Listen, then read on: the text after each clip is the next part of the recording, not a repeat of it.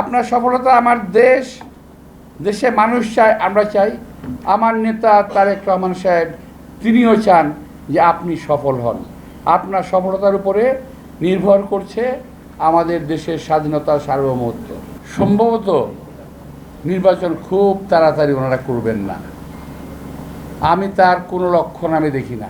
কয়েকটা দল যা শুরু করছে, এইটা না হইলে নির্বাচন হবে না, ওইটা না হইলে নির্বাচন হবে না, এইটা না হইলে নির্বাচন হবে না।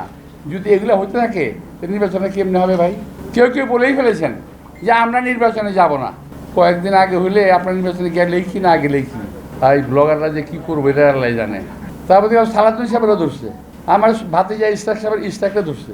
গতকাল দেখলাম অ্যাক্টিং চেয়ারম্যান তারেক রহমান সাহেবকেও বলছে। অন্য কোনো জুনিয়র নেতার সম্বন্ধে কিন্তু কিছু বলতেছে না, শুধুমাত্র যারা বিএনপির মধ্যে একটু মানুষজন লাইক করে, পছন্দ করে যাদেরকে, এদের বিরুদ্ধে দেখতেছে কয়েকটা লোক। এবং আমি মনে করি এই লোকগুলো দেশ এবং জাতির শত্রু।